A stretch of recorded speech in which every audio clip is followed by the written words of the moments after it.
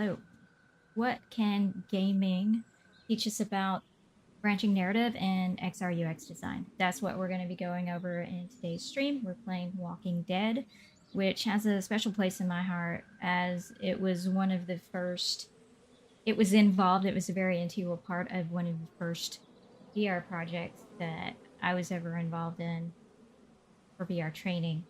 And you'll see why as I talk through it as we play this game today. But what we're going to do is we're going to play the game and I'm going to talk through it out loud from an XR/UX designer's perspective and then talk about like whatever comes up is usually how it goes as we play the game.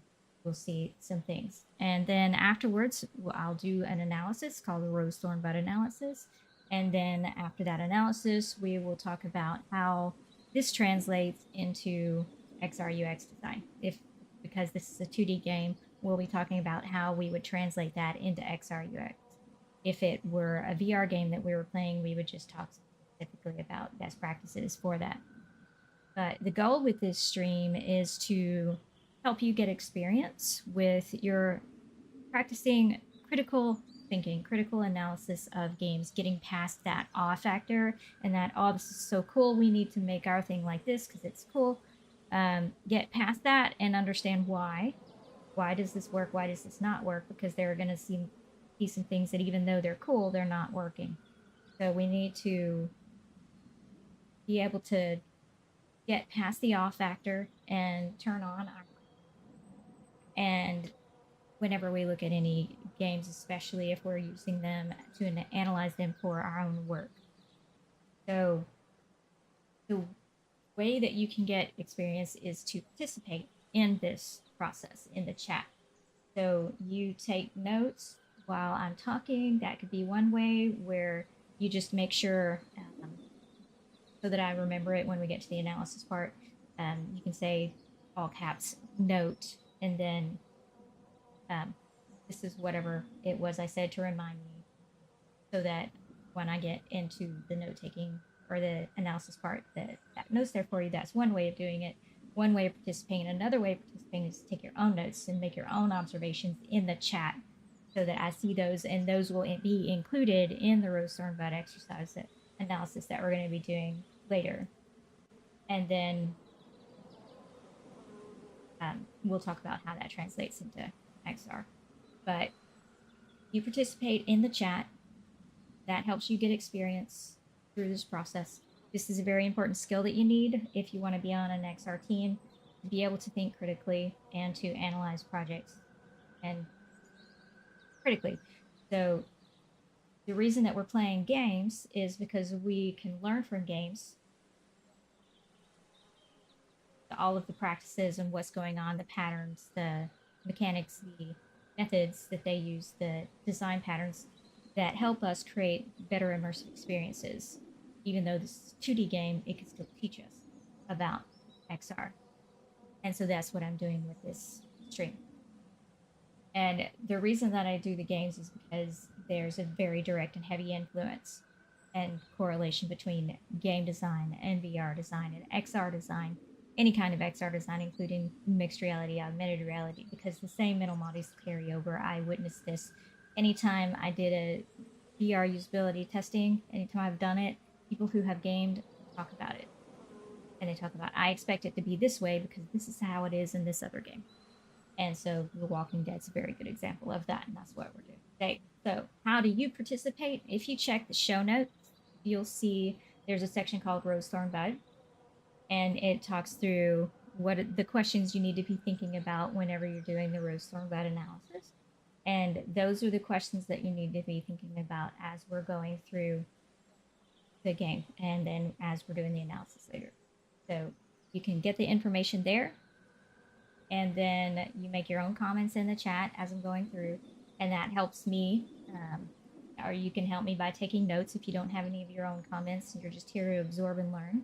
That's also great. Then you can help me by taking notes in chat, and then I can add that to the analysis later. And that gives you experience working with a team on critical analysis. And the critical analysis, what we're doing is called competitive landscape research. This is a type of research. There are multiple types of research that you do during a project. User research, usability testing, those are the most commonly known types, or QA testing, play testing. But there's this thing called competitive landscape research that is a type of design research that is done once we have decided, identified the problem to solve. We look at how other people have solved that problem. And that's what we're doing today with branching narrative. Because branching narrative is a very compelling way to create gameplay and PR training. So if you're watching later, it's not too late. You can still participate on demand by just adding your comments. I do check the comments regularly. And if you have an analysis, I will add that to the notes as well, and note that you're the one that by your username.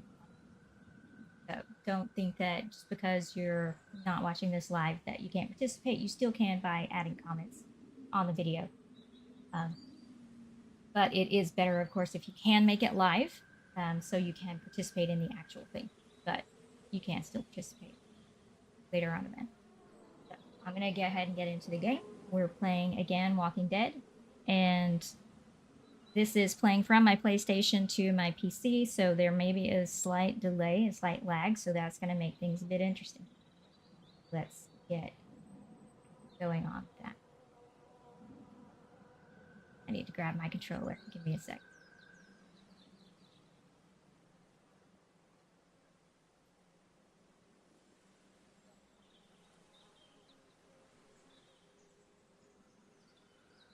I left it on the charger.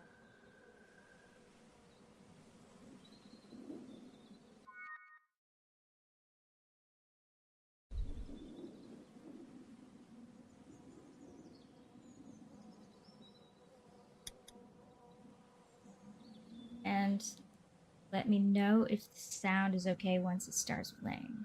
So let me look at the help and the options real quick on controls and sound. Okay. Wait, let me look at that real quick. They do have an onboarding. Okay.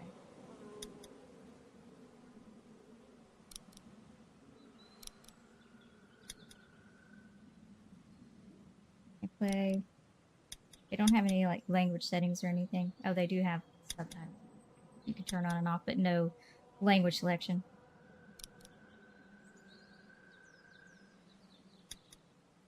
And how's the sound? I know right now you should just be hearing crickets.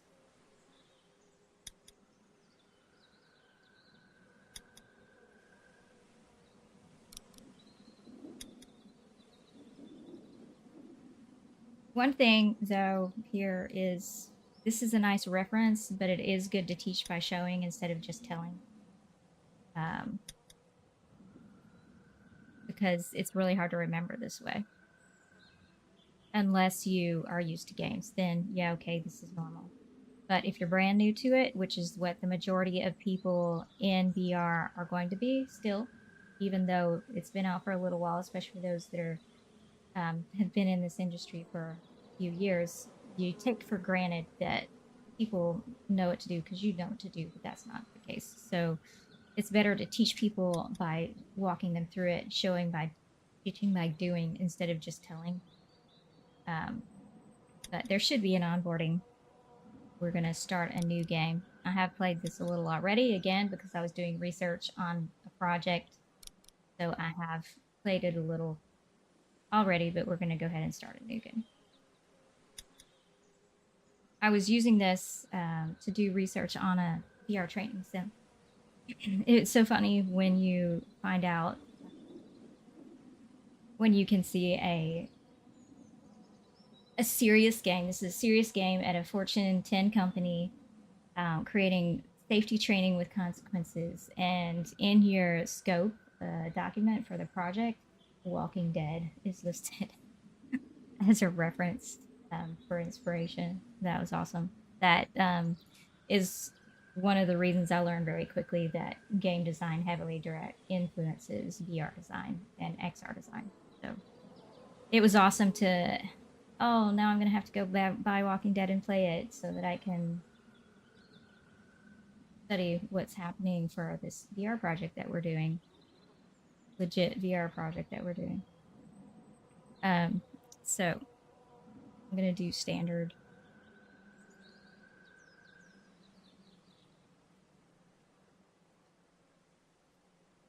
Episode 1, new day. Let's play.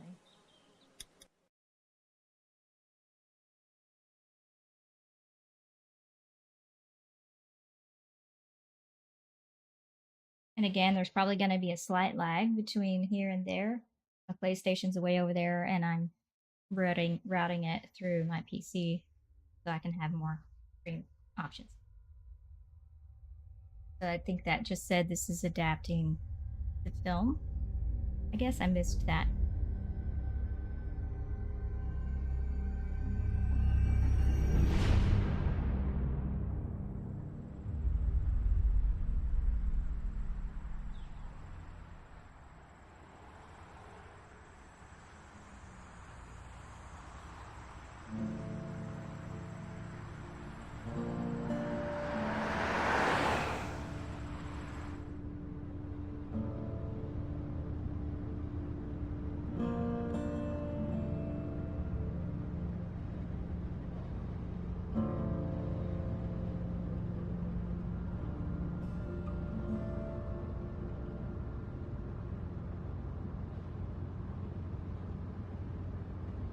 Well, I reckon you didn't do it then.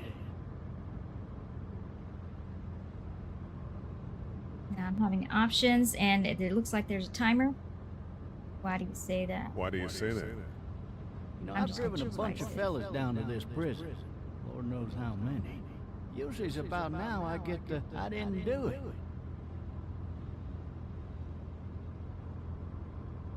And naughty. And what do you say? I say, yep, I know you didn't. We got what looks like a 1091E here, P3 X285. All cars ask to keep on the lookout for 91B in the area. Played.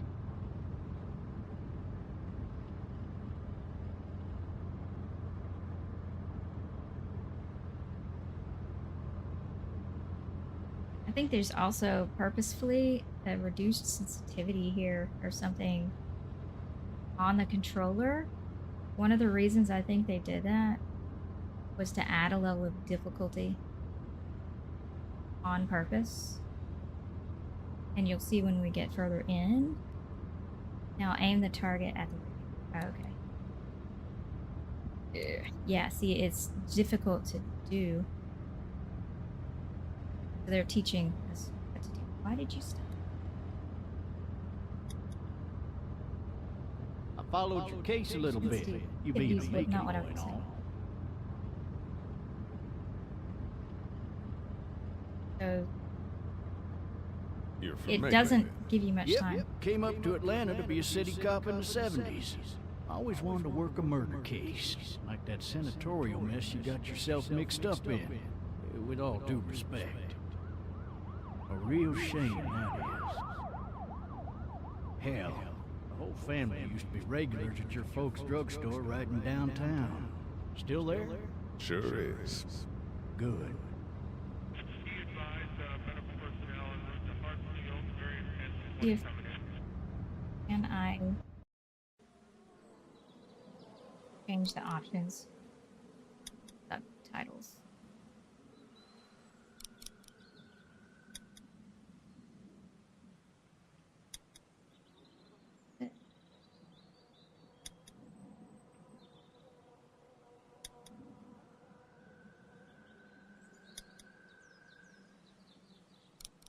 Is not quite clear where it is. I would expect it to be under language or something. So you want to make sure that your information architecture is good so people can find what they need to find. I was expecting it to be under audiovisual for some reason. Because it has to do with sound.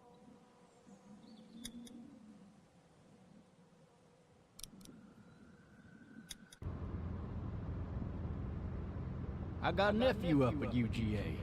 You teach there long? Going on my 6th year. Turned them on, You but they're meet your not. wife in Athens?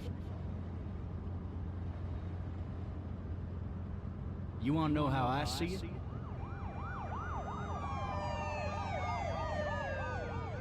I got much choice? Sure don't.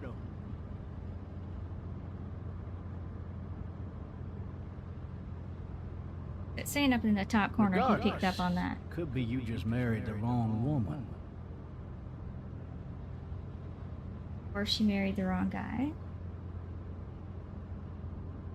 Riot in progress. All officers are available for incoming 217. Rolling calls to dispatch to all locations. One thing that I want to remember to talk about is that there's no manual progression on the dialogue,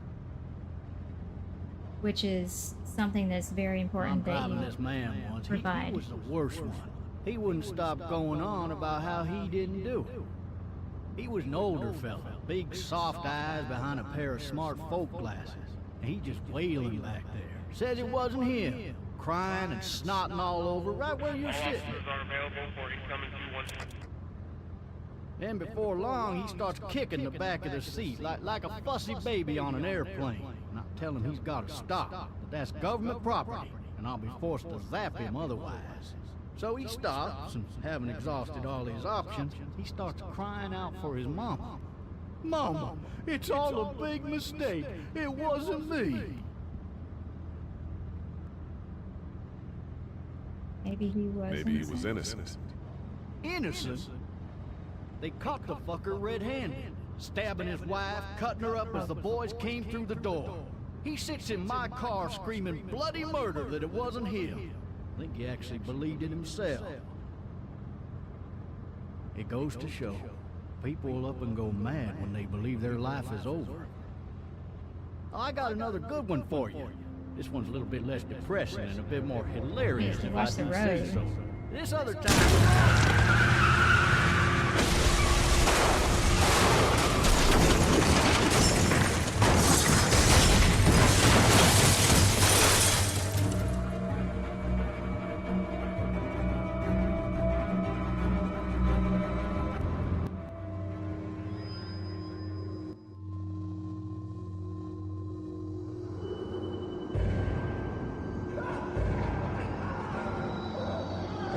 It's hard for me to talk right now because there's no manual progression.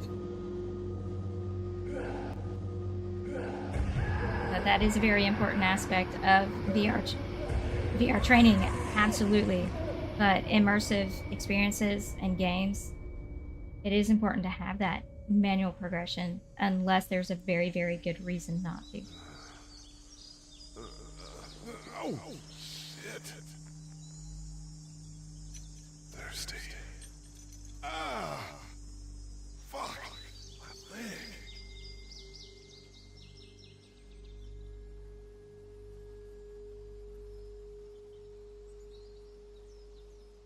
So it's telling me to use the right stick to look around and find a way out of the car. Ah, there's... Controls are so... I think they're purposefully difficult. Ah, this is annoying.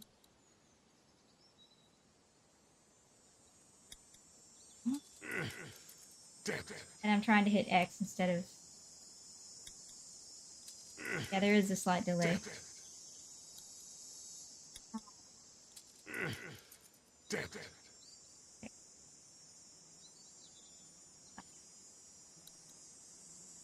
Fine. Frustrating. This is going to be really frustrating Hell, once did you he have get his to... gun out?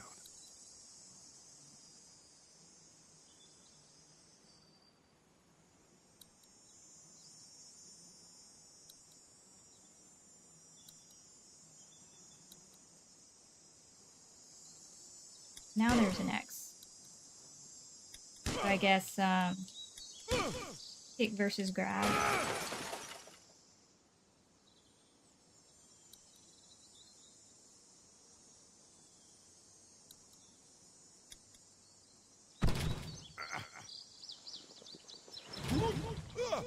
They're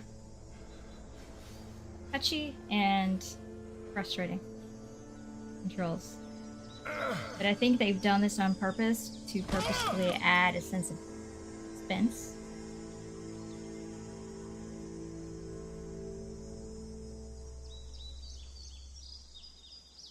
Left stick to move along the car.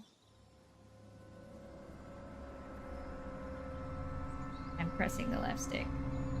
But of course he's purposefully being delayed because he's injured. I am pressing forward. Why are you not going forward? Come on.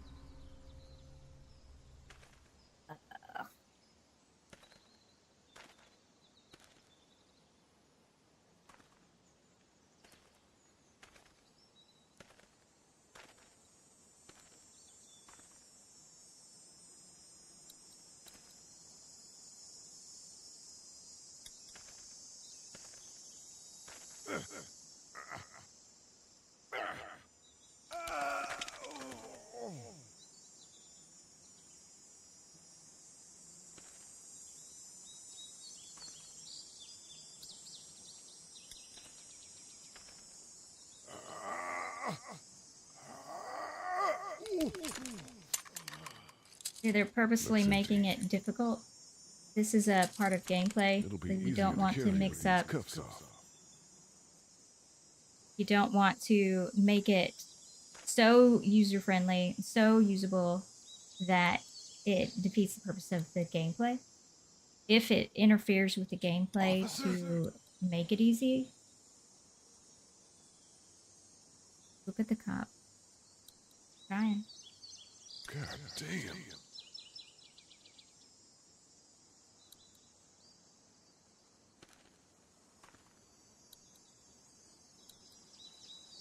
Ugh. I can't get the gun right.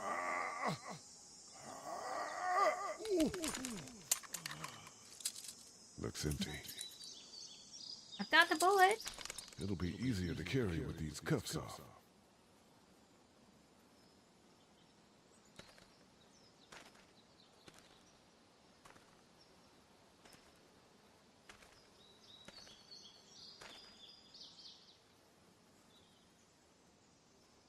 I cannot convey how frustrating the joystick is.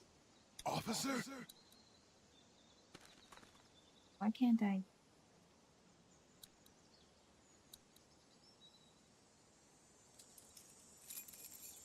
This one of the pillars of gaming UX is that yes, you want your games to be user-friendly, but not at the detriment of the type of gameplay, of the type of game you're playing. So, for example, zombies. You need to add some level of difficulty, like he's injured, so how are we going to impair the player to realistically portray that? How are we going to impair the player to realistically portray how would we move around in real life if we were freaking out? How do we add suspense? And this is how we add suspense.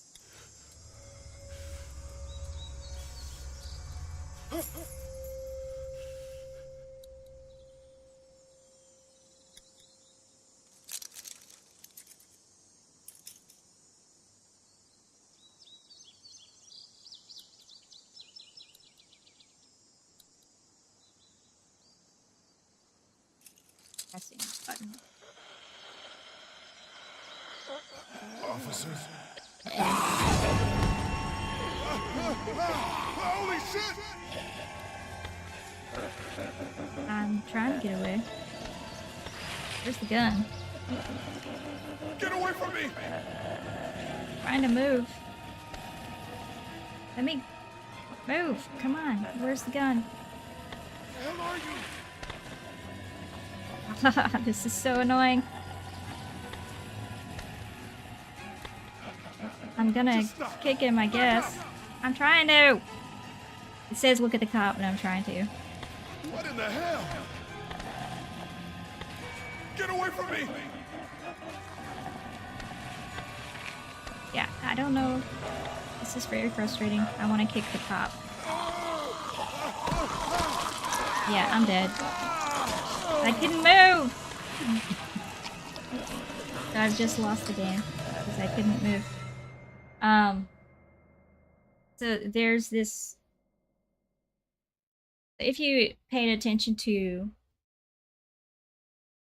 the conversation in the car, they only gave you a certain amount of time to respond. And I'm sorry, my house is shaking. Camera shaking. Um, Train went by, so my house is shaking. So my camera's shaking. If you're seeing that, but in the conversation, so anytime there's a conversation in this game, that you only have a certain amount of time to respond, and that's one of the things that they purposefully added to the game to add suspense and make you think fast, get you in the habit of thinking fast and responding quickly. If you don't respond within a certain amount of time, it's going to pick an answer for you. But you'll also notice that if you pay attention to the game, whenever you make a decision in the dialogue, so some of the dialogue doesn't make sense or doesn't make a difference. Like you can choose whatever you want. It's just going to add some flavor, which is the difference between branching narrative and branching dialogue. Branching narrative is going to change the outcome of the story, whereas branching dialogue just changes the outcome of the dialogue, which are two different things. But some points in the dialogue are decision points that affect the narrative. Like if you noticed, it would say up in the top left corner that a person picked up on something you said. So that tells you that it's going to affect something in the future. So dialogue can affect the narrative, and actions can affect the narrative. So like I just died because I didn't get done what I needed to get done because I couldn't get the joystick to move the way I needed to. So I died. Um,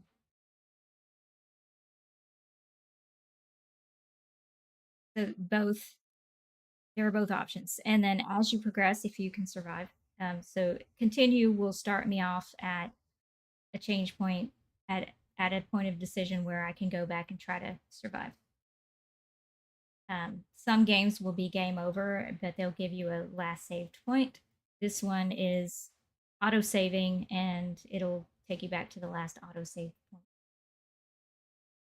It'll take you back to a set point so that you can try again. But what I was talking about with the controls is that they purposefully made them hard to add suspense to the game, but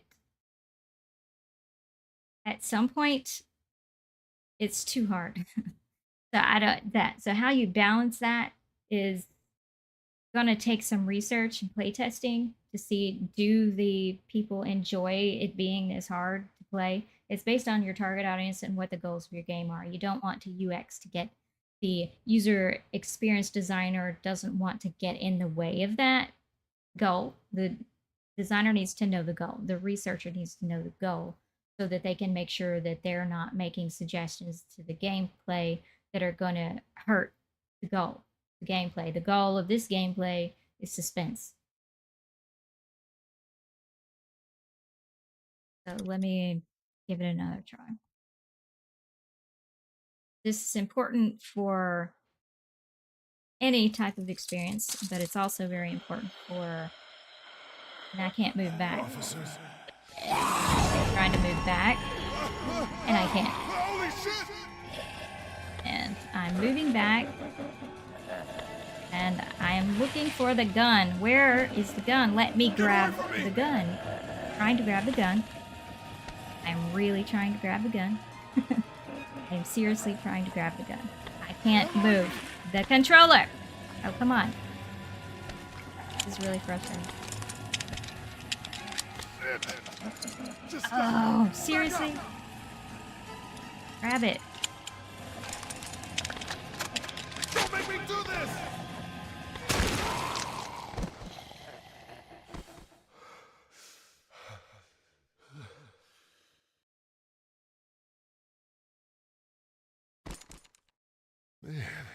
Man, Hated that time. Okay, now what? His skin's all rotten and he smells like shit.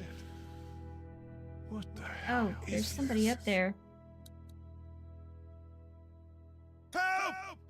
Go get someone! It's been a long time since I played this. There's been a shooting!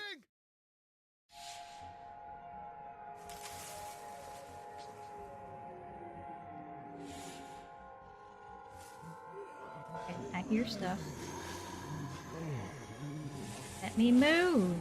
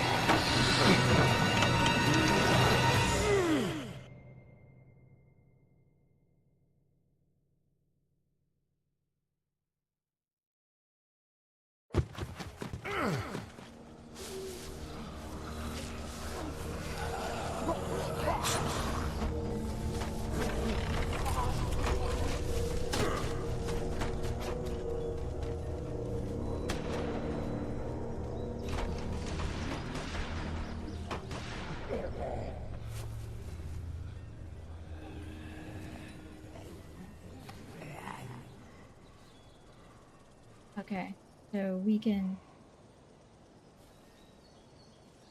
stop here and talk about it if I can. Hello? Anybody?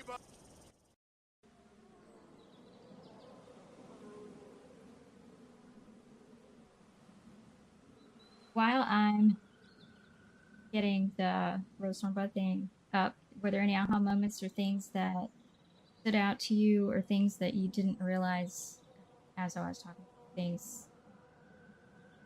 What was an aha moment for you while I picked this up?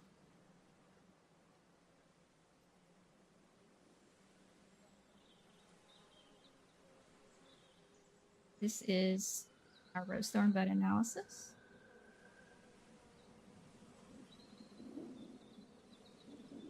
And again, we base what we're doing on best practices for VR and XR, and also based on the pillars of gaming UX that were outlined in Celia Hoden's book, The Gamer's Brain. And if you want to learn those pillars of gaming UX, check out this video later. We'll put it in the chat here, and you can check that out later. But that's me talking through the pillars of gaming UX based on her book. Her book link should be in the show notes as well if you want to check out the book. She has a newer book out called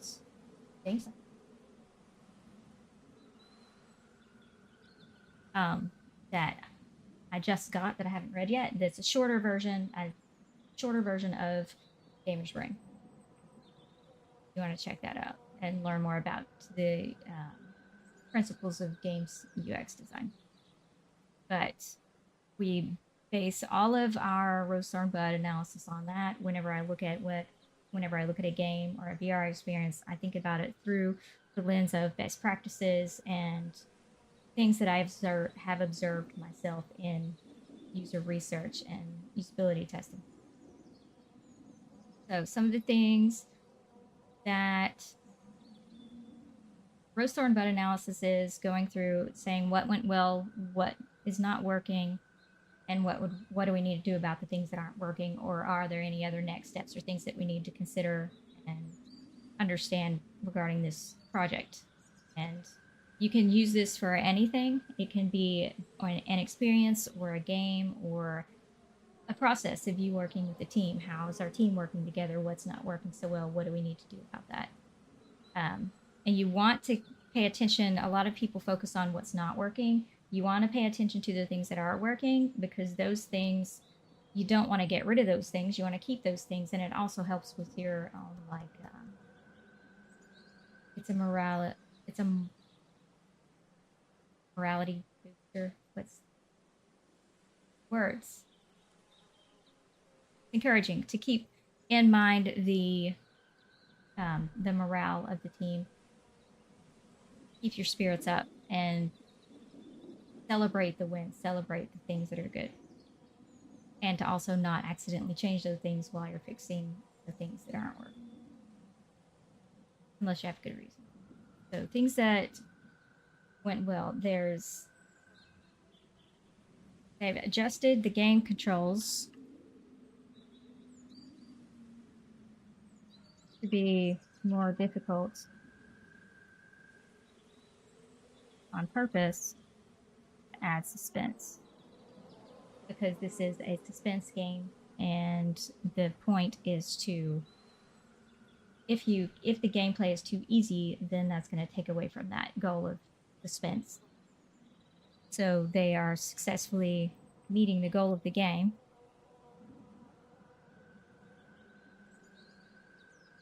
which is suspense.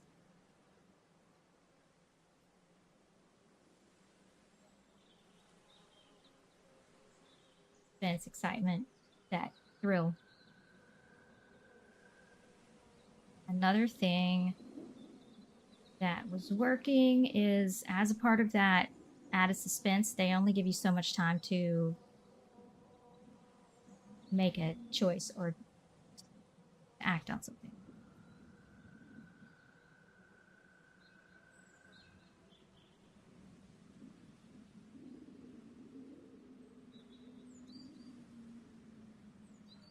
Make a decision.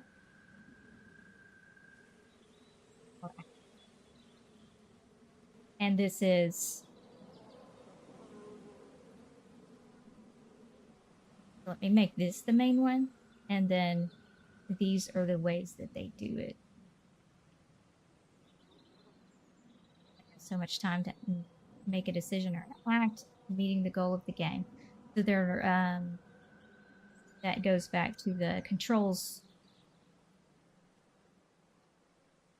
So it also affects emotion and affects the controls, because you want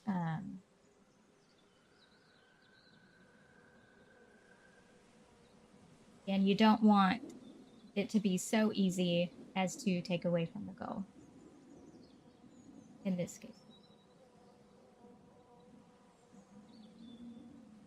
So another thing that was good.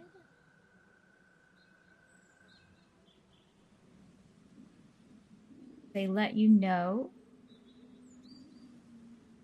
when one of your decisions is going to affect something, one of your conversation decisions.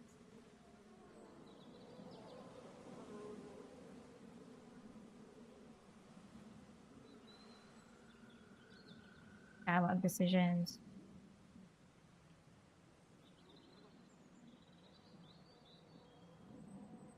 Affect something in the future. They'll let you know, and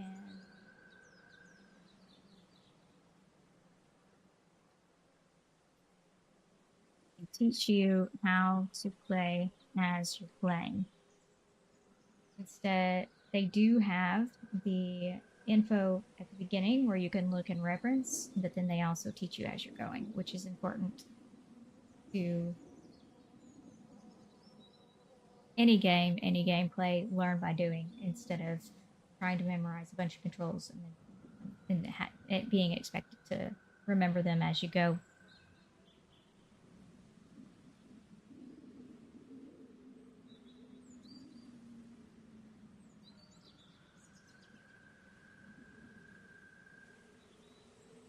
Let's see. So when I was using this, when we were referencing this for the VR training project, the reason we were referencing it was we were creating a multiple training simulations with consequences, safety with consequences. So there are a lot of consequences in this game. So we use this as a reference for the design patterns and for how branching narrative works to make a compelling story. So they're given dialogue choices, and those dialogue choices can sometimes affect the outcome they are given actions, and those actions can sometimes affect the outcome. And there's also in this game that we haven't gotten to that point yet because it takes a while to get to that point, is there's a scorecard in this game, and that scorecard tells you where you made decision points along the way and how those decisions affected your score. And that was another one of the things that we were looking at in this game when we were creating the training for VR, because it is effective and useful in trainings to have a scorecard so that you can know how you did and to know what decisions affected your score. That's how we learn, and it's a very effective way of helping you learn. Is this decision affecting something? So let's learn from that, because if we can't, that's how we learn, really, when we have a consequence from our decision. And if we are able to go back and reflect on those decision points and see where we went wrong, where we made the wrong decision, then that helps us learn better. So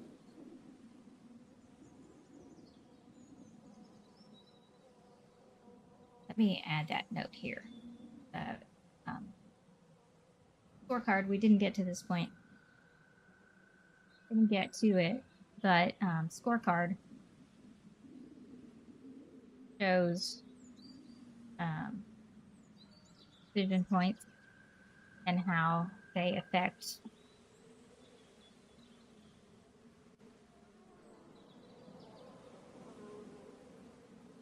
the score, the outcome of the score. So that's a very important part of training. Now let's think about the Thorns. The controls were a little too difficult. And maybe that has to do with the fact that I'm playing delayed on OBS to PlayStation instead of just playing straight on the PlayStation. But I was playing it again on the PlayStation last night to make sure that everything worked, and it was still difficult. And I guess they hopefully did play testing to get feedback from their target audience to see whether to test what level of difficulty should be added to the controllers. I hope that was part of it, because this is a well-loved game. A lot of people love it, and so I guess they did that right. Because yes, it does add a level of stress for sure. Controls seem a little too difficult, but I'm going to add the note that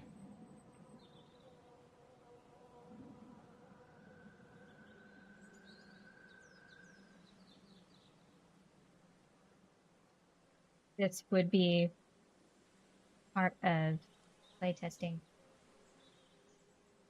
to confirm with the target audience the level of difficulty, of added difficulty. If that is going to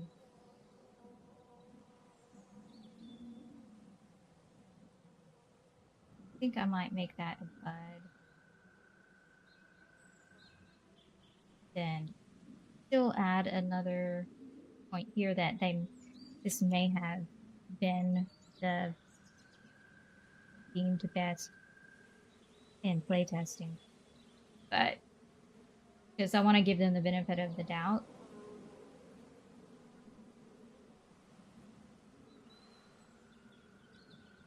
And then we always want to have at least one bud per thorn. So that would be confirming through playtesting. Playtesting is a type of testing that is different than usability testing, but the goals are still the same. You don't show them how to do it. You have them do it, and you watch them and have them talk out loud, or keep a journal depending on how long the game is, because games are hundreds of hours, and it's really hard to observe 100 hours of gameplay. That is a lot. So there's different methods depending on what it is that you're testing, and play testing is one of those things. So playtesting is a part of games UX design, but not a part of normal 2D application design. That's usually usability testing, field testing, out on site. So playtesting is one of those things that's inherited from gaming that you would also use in VR to test experiences, again, depending on how long they are. But it's still basically playtesting and not straight out usability testing, usually, depending on what it is you're doing. If it's an experience like training, it's more like play testing. But if it's an application, like a design application or like a productivity application that's in XR, then you would do usability testing. So there's different methods. So what else did I not like? I didn't like that there was no manual progression of the dialogue. No option for manual progression. I didn't notice one.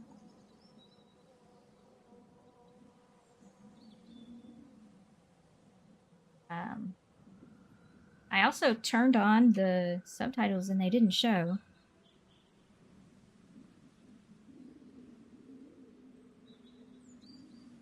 But that's a potential bug.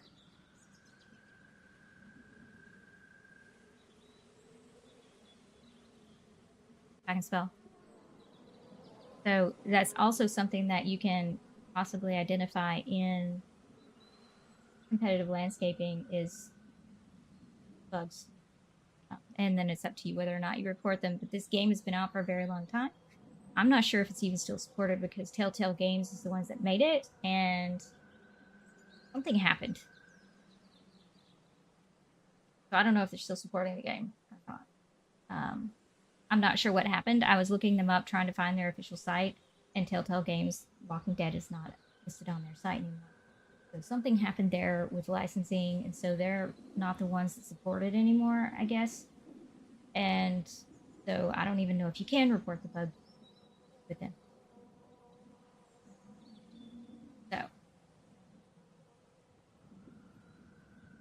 but that is something that if you are creating a application training or anything, you are going to have some kind of team set up to offer support.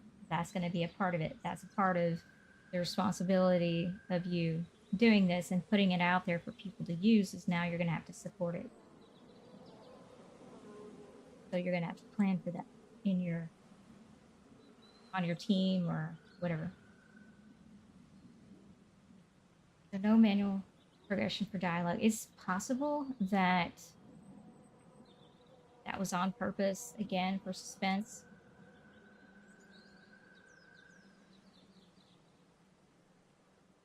But not always. It's also a common trend not to do it. And I don't know why people don't do it, but it is a best practice, especially for training.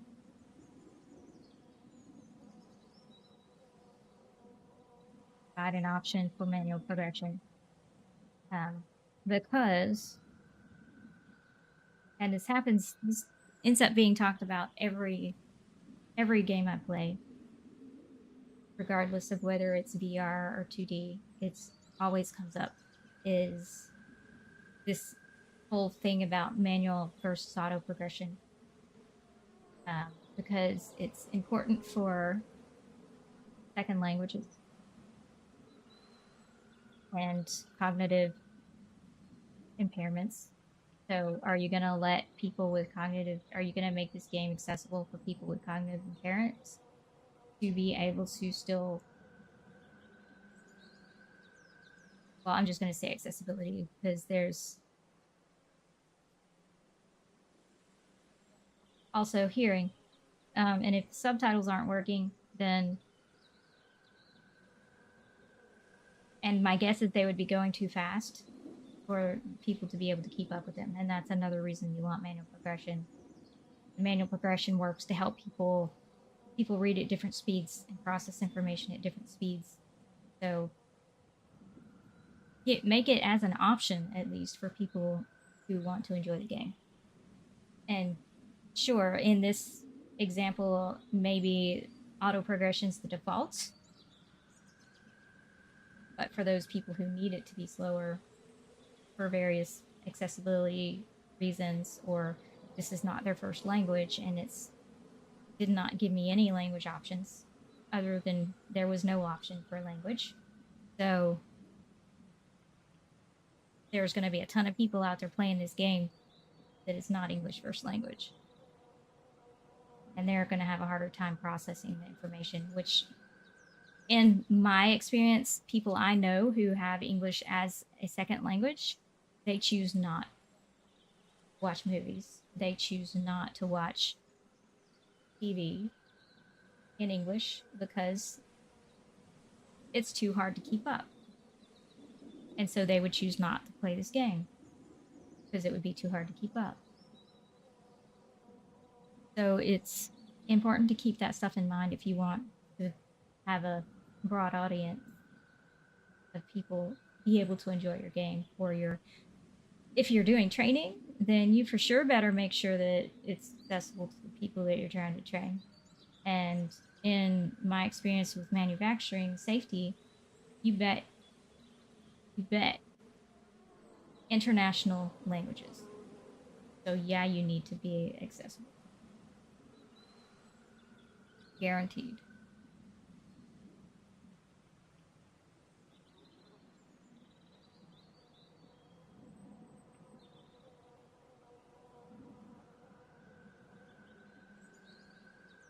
You want to give them an equal chance.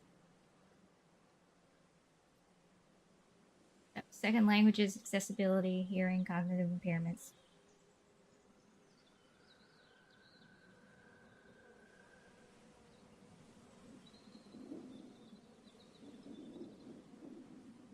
And then, so there was a potential bug. Subtitles were not working. And so this would end up being a bug.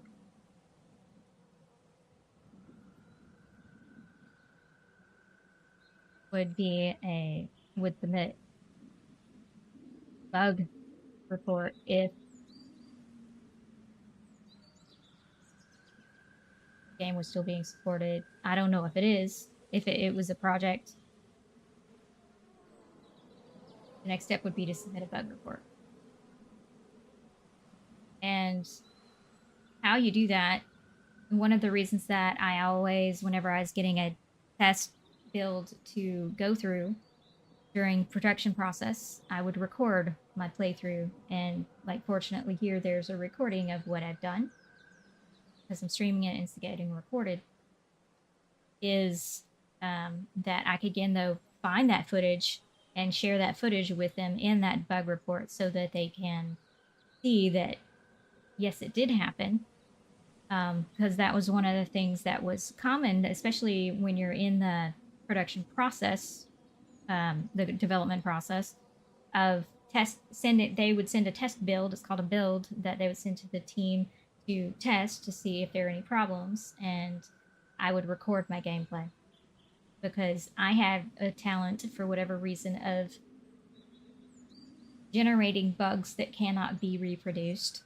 So I at least have recorded footage that this did happen, and I'm not making it up, which seems to be my problem. So,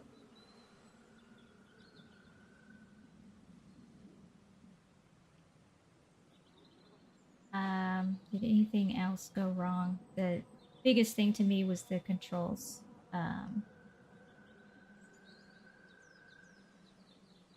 Only have so much time to make a decision or act, and they did have that little timer so you knew that you only had so much time on the dialogue.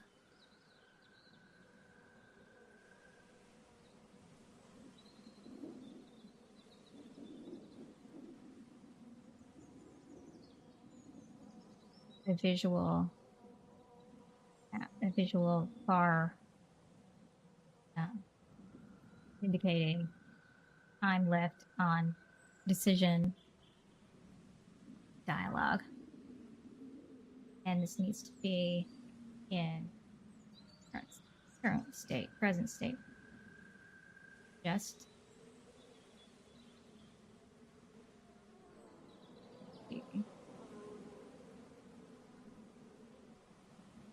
Game controls are more difficult.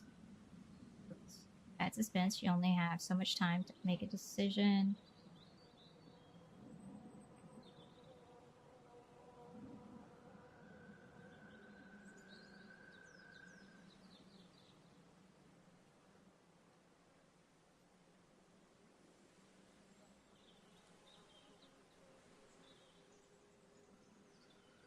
You want present tense because this is the current state, not a past state of the game. It's current present state. Just a little mental thing. Not the end of the world if you don't put it in current state. So now, how do we translate this into XR? So again, if things that we would want to think about for translating into XR would be, well, how would you adjust the controls to add events? That would be something that you would have to play with and figure out, experiment, see how can we make it more complex in a VR experience. Does it need to be? Because in VR, you're using your body, whereas in 2D, you're using controllers. So maybe it's not as much of an issue anymore in VR. You would have to experiment and added controls difficulty. You need to experiment. You would need to experiment with that. Absolutely do not add lag. They purposely added a time delay. Do not add lag or a time delay between head movements and response, especially in XR, because that is going to cause motion sickness. And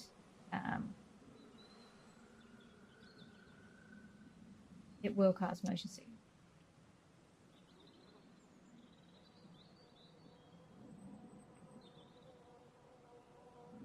So will cause motion.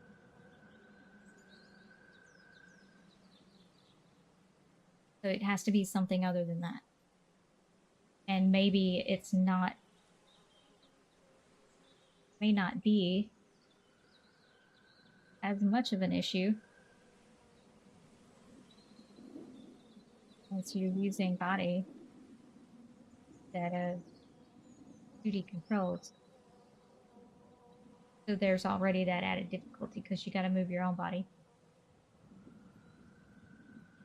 So in that case, you would think about for movement, because again, like if you're adding teleportation,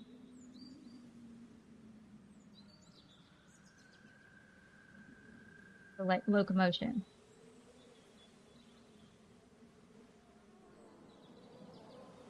if adding teleportation, you reduce motion sickness for those people who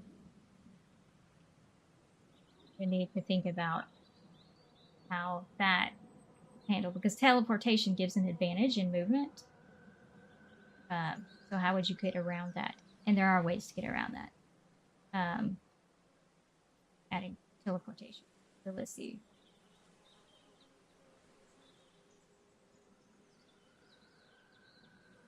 Teleportation has a movement advantage. So then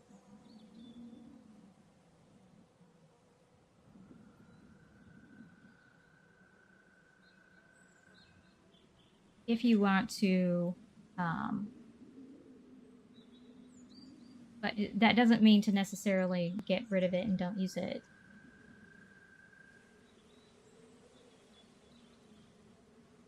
Because you can adjust teleportation.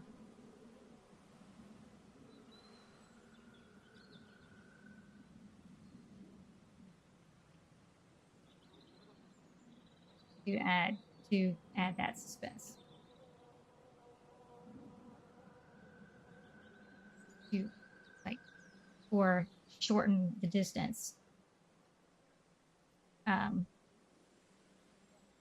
But you need to do it with care.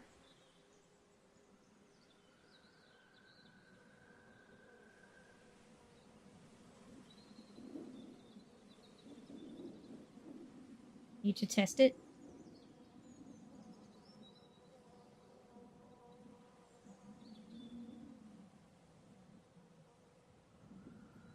Because it could still add back illness if it's not done correctly.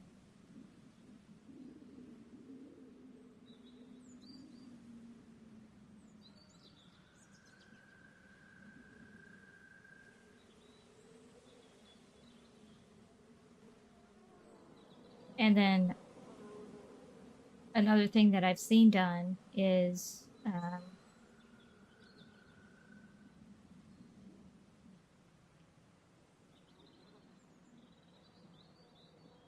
drag world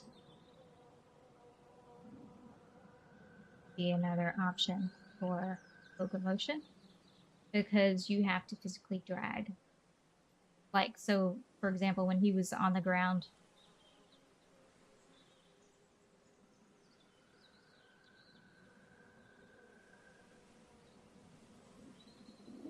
trying to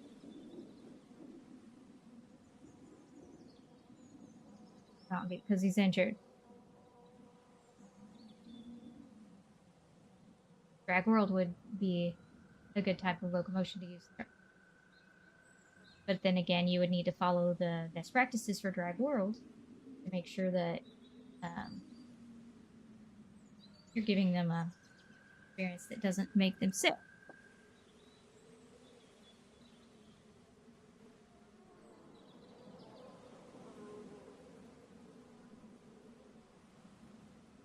Follow those US best practices for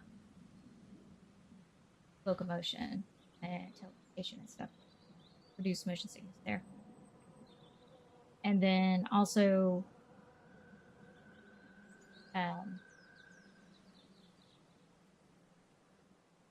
manual progression's a big important thing. Again, manual progression of dialogue is important unless, depending on what it is you're training on.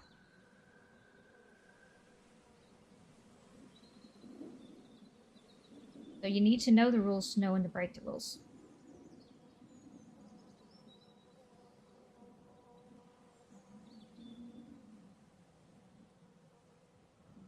And there's another train coming.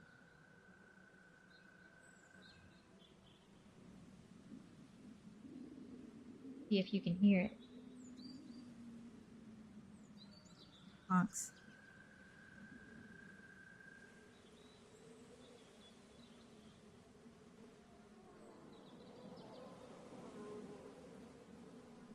It just honked, but I think it was too far away.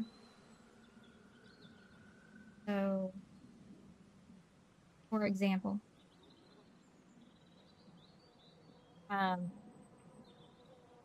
we're talking about manual progression. So, like, for training, it's very important to be able to manually progress the dialogue because, again, we all talk at different speeds. We all process information at different speeds, especially if you're second language, then you're going to need more time to process information. So if you're training someone on something, it's very important that they be able to process the information you're trying to give them. But it depends on what you're training them on. But for example, let me type this down as I'm talking about it. But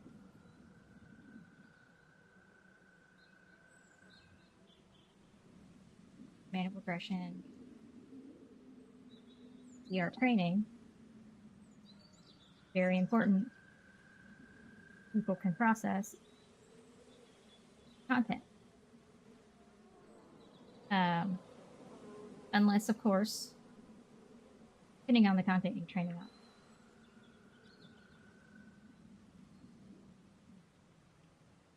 For example, if you're training them on how to be able to,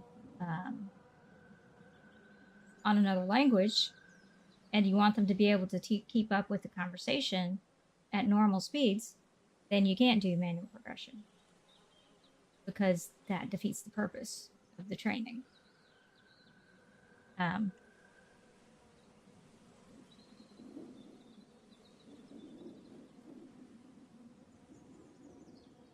Manual progression would defeat the purpose. So you need to know the rules, but you also need to know when it doesn't make sense on your project. Don't just blindly follow the rules. Think and understand, okay, that doesn't apply to this situation. But you need to know the rules well enough and to know the consequences well enough to know when it's okay to break the rule about it. And that comes with experience. So that was manual progression. The that is all I can think about. As far as branching dialogue, branching narrative, there are ways to handle branching dialogue and choices in VR, and you can choose XR depending on your hardware, the headset, your target headset, and also um, like the input controls and stuff to choose whether or not you're using a raycast or a just touch panel in the experience. Are you needing to move around? There's different ways you can do it, and if you want to check out that video, you can check out. I will try to remember to add it to the show notes. But there is a video on 3D objects versus 2D UI, and there's another one that talks about follow along panels. Like if you need to move around in a space, what are your different options for panels that follow you around? And so there are two videos that I just put out recently about that you can check out on the YouTube channel, and I'll try to remember again to add those notes. But that is all I can think about for today. Thanks for hanging out, and you can check out all the links in the show notes, and I'll see y'all next time.